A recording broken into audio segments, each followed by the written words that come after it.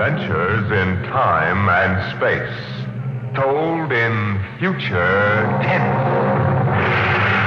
Dimension.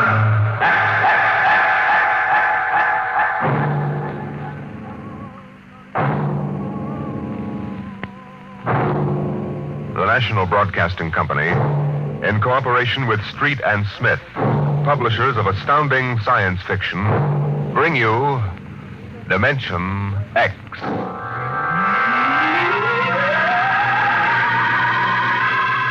This is the story of the second expedition to the planet of Landro. I am recording it for any future expeditions which might land on this God-forsaken sphere, in the hope that they may learn from our tragic example. As I write, there are 2 of us left. 2 out of an original complement of 180 men. One of us, myself, will be dead in less than 27 minutes. As for the other, heaven have mercy on him. This is how it happened.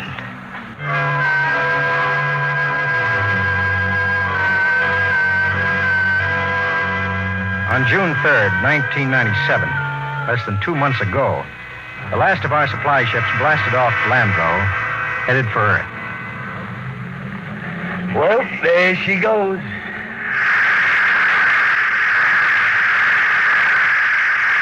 Like a big-bottom bird, huh? Like to be a boarder, Battiers? Me? Listen, Captain, I've been kicking around with you from one planet to another for so long now, they're all getting to be the same. Not this one, Battiers, not Landro. No, maybe you're right there. I ain't never been on one like this. It's a cemetery, that's what it is. A big, cold cemetery. Them empty cities, that's what does it. Sitting there like they was tombs. Battiers, you're getting to be a poet in your old age. I ain't so poetic I didn't remember to swipe a bottle of Irish off that supply ship. What? Right here. You know, Brady, if you weren't the best all-around cook and troubleshooter I ever shipped, I'd court-martial you. Well, since I ain't being court-martialed, how about we should open this Irish hair tonic after supper tonight, right? Right.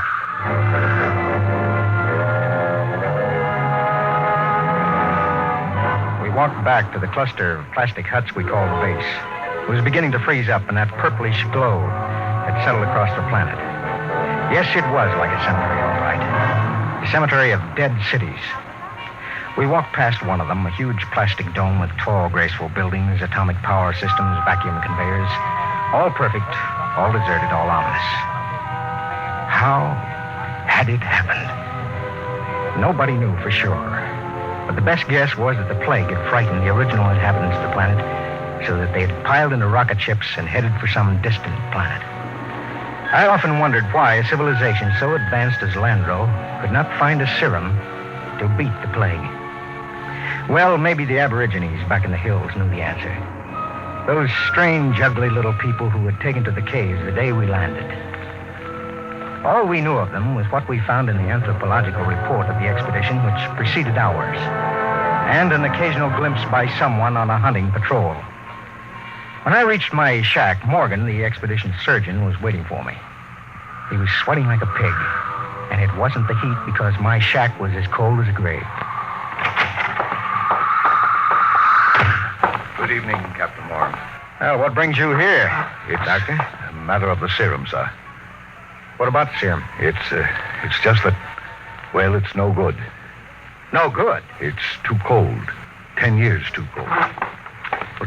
Didn't you examine it? Yes, I did, but, well, my eyesight has been failing lately. Well, are you aware, Doctor, that the last supply ship has returned to Earth? Do you know we'll have no more contact for 2 years? Well, I must have misread the label, sir. Dr. Morgan, just how long do you give us? Well, the present immunity will last a week or so, and then it's just a question of time until someone picks up the plague. After that, a month. 2 months at most. Do you have any thoughts as to how we might save ourselves? No, sir, I'm afraid not. What about the natives? They don't die from the plague. They must have a treatment for it. If they didn't, there would be no natives. Would you be willing to go on an expedition to the hills to find out? Right now, Captain, I'd be willing to do anything. Absolutely anything. I'm truly sorry, sir. You're sorry. Dr. Morgan, would you mind telling me how it feels to murder 180 men? 181? including yourself.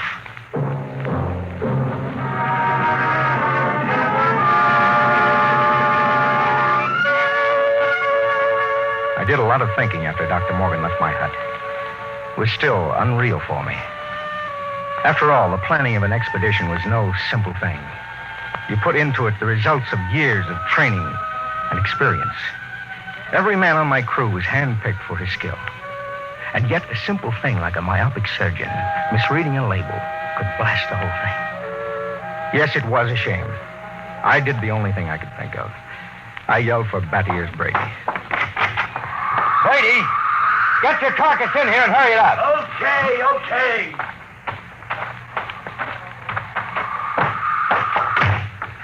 What's up? Sit down, Batty-Ears. You got trouble, Ira? We got trouble. What? The serum's no good. What? Morgan forgot to check it. It's 10 years too old. Holy jumping snails. You're going to court-martial? Well, it wouldn't do much good. We'll all be dead pretty soon unless somebody figures something out. Why did they send these civilians with us? Well, it was a mistake. Anybody can make a mistake. Only this was a big one. Ira, what are you going to do? Well, there's only one chance. One chance in 10 million. What? The natives. Them cave rats, what good can they do us? They don't get the plague. So? So maybe they know a cure. Oh, listen, those gimpos don't know nothing. Take it from me. It's the only chance. Okay, let's get a few of them and beat it at them. That's why you're here. Shoot. How'd you like to come along on a little expedition up to the cave country? That's a good way to die young. We die young anyway. Okay, what's the pitch? Now, we don't dare let the rest of the camp know. It would knock our morale to pieces. Who's going? You, me, the doctor, and Faulkner. Faulkner? Listen, Ira, he's worse than the doc. Well, I know he isn't exactly the man for a hunting trip, but he knows more about the native culture than anybody here. Now, he's the only one who's completely familiar with the records of the first expedition. Okay, so it's me, you, the doc, and Faulkner. When do we start? Tonight, in half an hour. Now, we should reach the cave country by tomorrow. With luck, we'll be able to find natives before night. And then the fun starts. You know, Ira, them gimpos don't exactly love us. Nobody loves us, Batty-Ears. That's one of the great paradoxes about this job. We come here to help them, to civilize them so they can live like human beings instead of pack rats, and they run off to the hills and hide from us. Like we had the... I almost said plague. Okay, Batty-Ears, get the doc and Faulkner.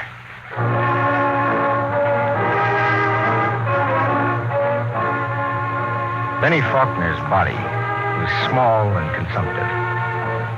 But he had a good brain.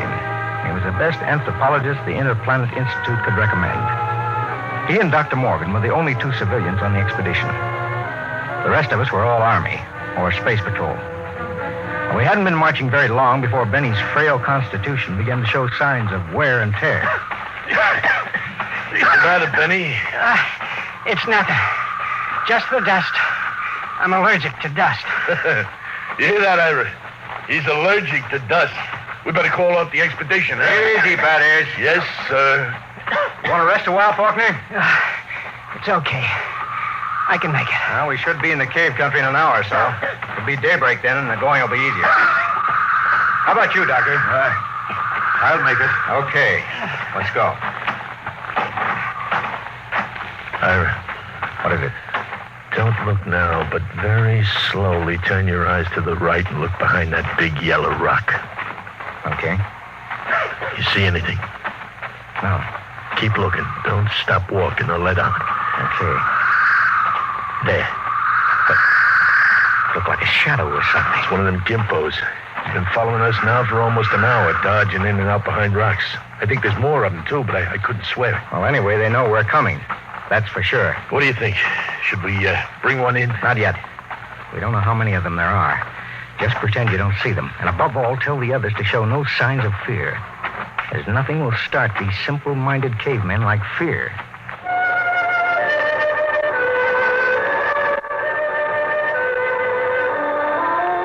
That was it. The manual said under no circumstances shall a member of the patrol display fear before a native. The dignity of the Earthman must be preserved at all costs. Walk erect, be firm but just, and do not allow the native to feel he is your superior. It was a good rule, and it always worked. Just before dawn, we reached the cave country. We were tired and hungry, and we stopped to cook some food and rest. Everything was quiet. There was no sign of the Gimpo, as Battiers called him, until... Hey, get in there, you sneaky little monkey man. Come on, boy, break these shoulders. what's the trouble? Look at me, Ira. They caught me one of these gimpos sneaking around outside the tent. He almost slit my throat with one of those stone knives he did. Yeah. Bring him into the light of the fire where we can get a look. Yeah, right. Faulkner. Yes, sir? Try to establish some communication. All right, get it. Yeah. Look out. No need to knock him down, Battiers. That's the only language they understand. Faulkner, see if you can reach him. Okay, Captain. I'll need a drum of some sort. A what? Well, I find they communicate with one another through a very primitive kind of vibration of the tongue. Now, the closest I can come is a series of drum beats, a sort of a Morse code. The psychologist on the first expedition had it worked out before he was killed by the plague. I've studied his notes, and I think it'll work. You mean these animals can talk to one another? I believe they can. At any rate, we'll have a chance to find out. Do we have something I can use for a drum? Oh, here. Take my helmet. Thank you, Doctor. Now, I'll tap it 4 times. That's a greeting of some sort. Oh, just a moment. Yes, sir? I don't want you treating this fellow like an equal. Don't give him the idea that we're desperate. Once they sense that, we're lost. All right. Here we go. Now I'll give him the helmet. Good. He seems to understand. What shall I ask him, sir? Now, first, tell him we come in peace. Reassure him that we don't wish to hurt him or his people. I'll try. He seems to understand. He wants to answer. Well? He says, others like you came to Landro. He must mean the first expedition.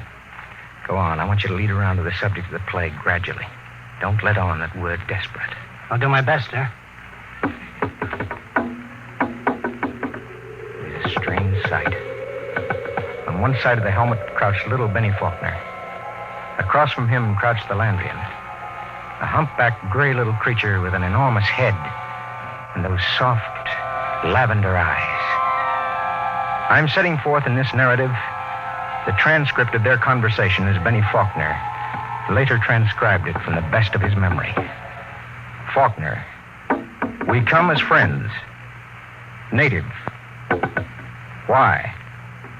Faulkner, we will help you to rebuild your cities and make your machines work again.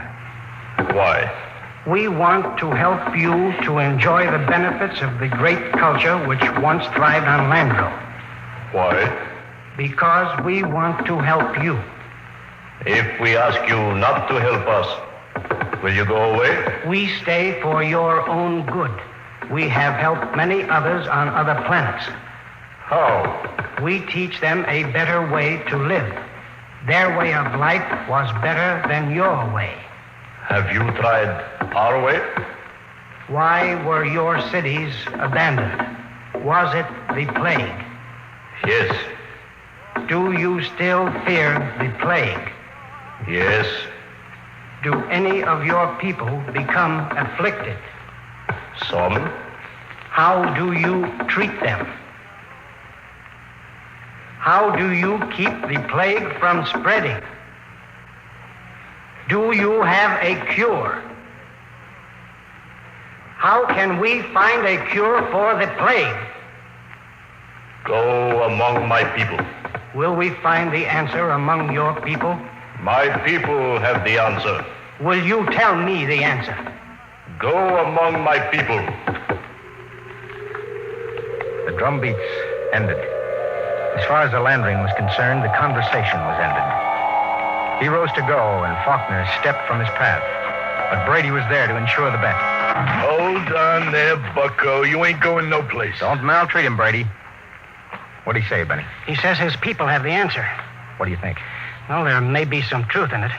He says some of his people still get the plague. Well, that must mean it isn't a question of immunity. They must have a cure. Well, he wasn't clear on that, Doctor. Then they must have a vaccine to keep it from spreading. Does he know? Evidently not. I could beat it out of him. I don't think he's lying. Well, that leaves it up to us. Now, the first level of caves are on top of that cliff about a mile ahead. It's a trap. I'll bet my last dollar on it. Maybe not. We'll have to risk it. Now, wait. Yes, Doctor. Let me go. I got you all into this. How will you talk? Well, Benny here can give me enough of the code so I can ask the big question. All right, Doctor. We'll wait at the foot of the cliff. Now, you go on ahead. If you aren't back down in 3 hours, we'll come up after you. What about the gimpo we've got? Now, we'll hold him as a hostage to ensure the doctor's safety. Mm-hmm. Now, if the doc comes back, all right. We'll let him go. Your job, that is. A pleasure. Don't kick him. Natch. But if he gives me any trouble, I'll take a shovel to his bottom. You can count on that. It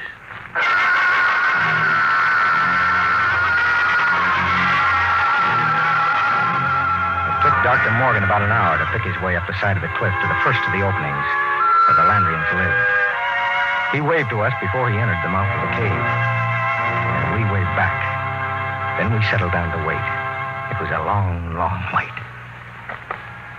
8 o'clock. He's been up there more than 3 hours, Ira. We'll give him a little more time. It's getting colder. Now keep the fire going. You think we'd have heard something by now? If that was going to knock him off, I mean. Oh, not necessarily. Wait. Look. Up on the cliff. That's the doctor. What's he running for? I don't know. He looks scared. Crazy fool. If he don't look Hey, out... Doctor! Dr. Morgan, look out! Look out!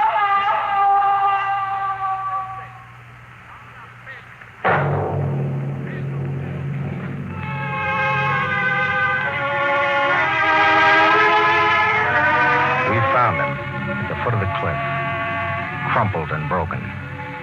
We never knew why he had thrown himself off. Scrawled across the pad he had taken with him, on which to make notes concerning the answer, was a single word. The word was courtesy. The expedition was a failure.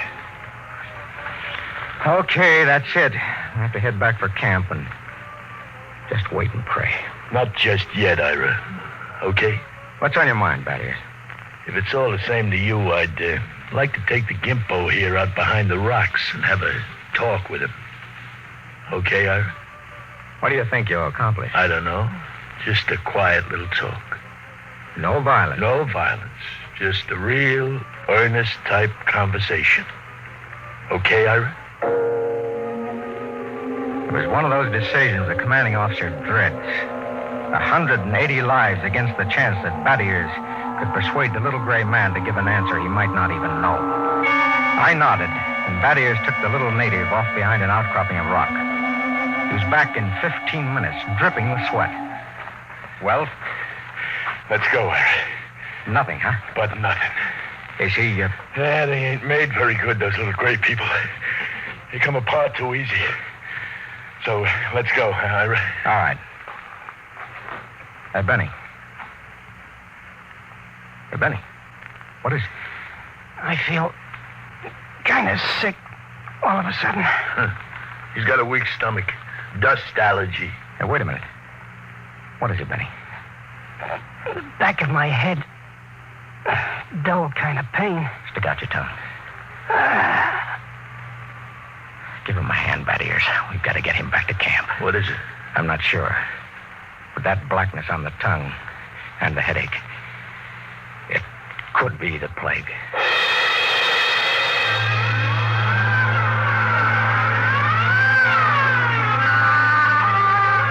By the time we got Benny Faulkner back to camp, he had the red spots on his body.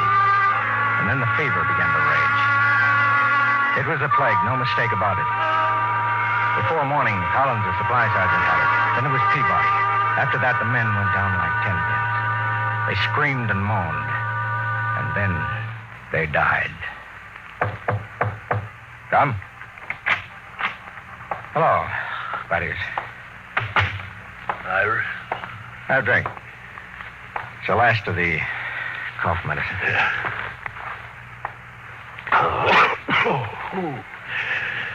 Tired. Oh, man, I've never been so tired. What's the count?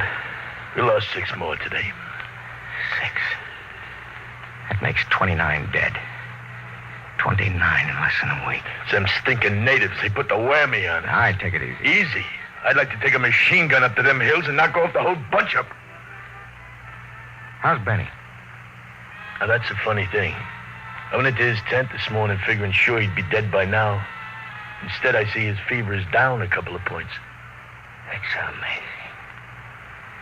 Usually gets him in a matter of days. Faulkner's been hanging on for weeks now. Well, keep an eye on him.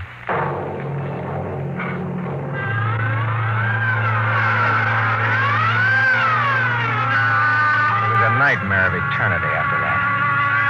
A ceaseless round of caring for the stricken, of helping with the graves, of writing in the book the names of those who died. Sleep came in snatches or when we were so exhausted we couldn't stand. Then one morning, Bad-Ears Brady dragged himself into my shack. Sit down, Bad. What's it count? 6 left. We buried the chaplain today. You got a cigarette? Yeah, sure. How's Faulkner? I don't get it. Still alive? He's getting better. He's sitting up. Holy mackerel. Ah, this is a good cigarette. Like any other. No, this one's different, Ira. It's my last. What do you mean? Take a look at my tongue, Ira. See? Little black spots.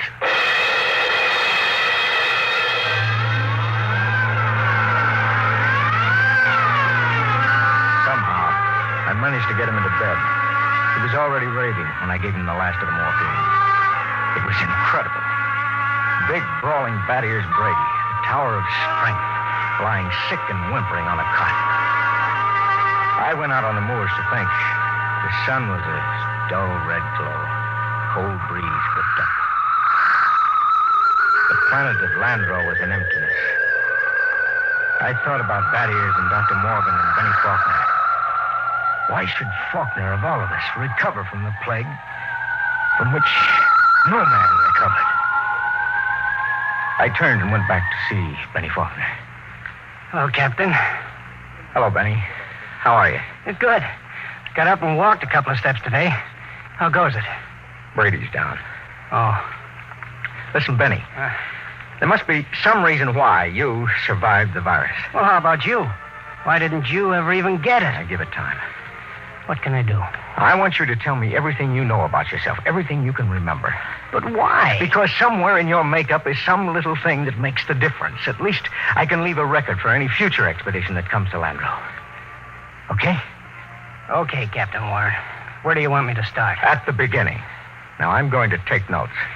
Well, I was born on the 2nd of July in 1971. My parents were ordinary people. My father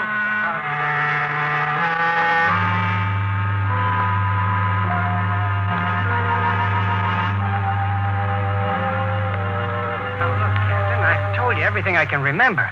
For 3 days now, you've questioned me. All right. Now, take it from where the natives started to walk away. You stepped out of his path, and Brady grabbed him. Okay, so I stepped out of his path. Why? What do you mean, why? Why did you step out of his path? Well, why not? Courtesy, that's why. What's the matter? Courtesy. Funny.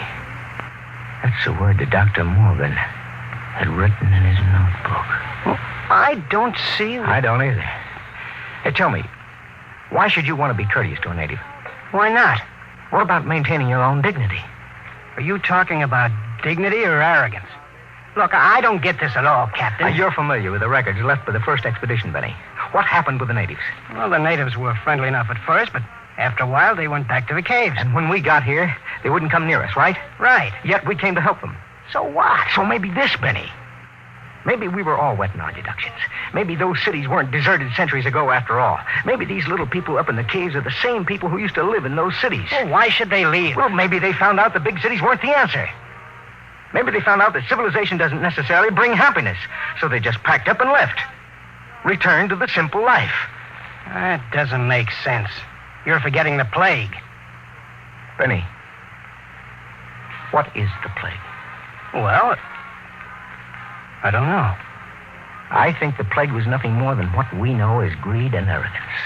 Captain, you're going off your rocker. I think maybe we were in line to die of it, even if the serum had been good. Well, it violates all the laws of Earth. We aren't on Earth. We're on Landro. A planet a million light years from home. Now, why are we trying to take these primitive, happy people and make them like ourselves? Why are we trying to mold them, to convince them that they belong in cities, that they should be building better can openers instead of just enjoying human relationships? Why, Benny? If that isn't sheer, stupid, crazy arrogance, my name isn't Ira Warren.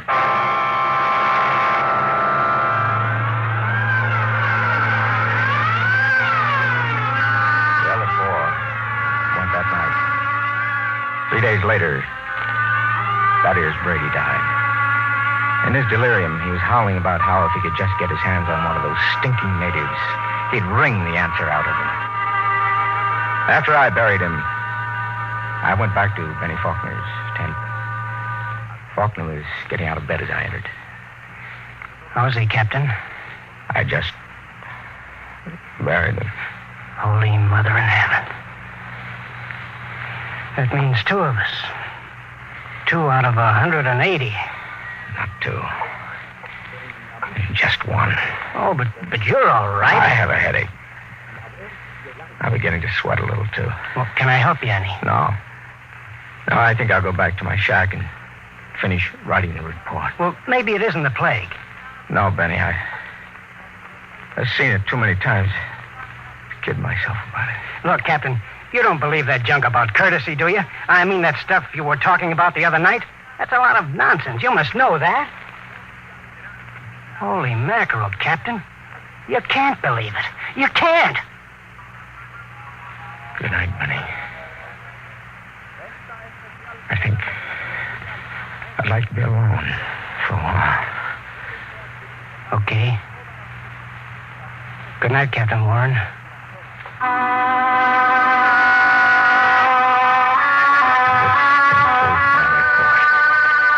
I'm turning it over to Benny Faulkner in the hopes that he will be able to transmit it to any other expedition commander who contemplates exploring the planet of Landro.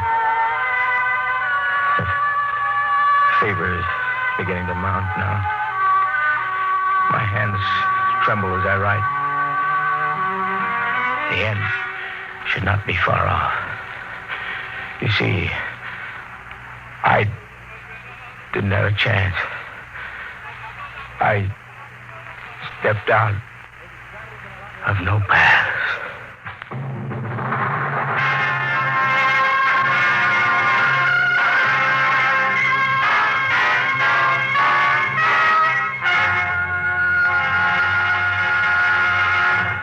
You have just heard another adventure into the unknown world of the future. The world of Dimension X.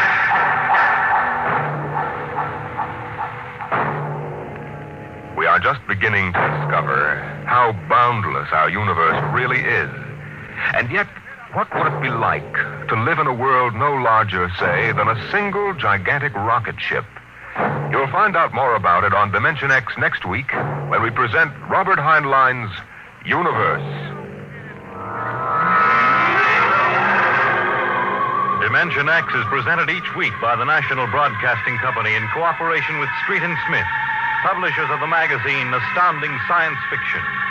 Today, Dimension X has presented Courtesy from the current issue of Astounding Science Fiction. It was written for radio by George Lefferts from the story by Clifford Simak. Featured in the cast were Lawson Zerbe as Captain Warren, Bill Zuckert as Battiers Brady, and Bill Gray as Benny Faulkner. Your host was Norman Rose. Music by Albert Berman. Dimension X is produced by William Welch and directed by Fred Way.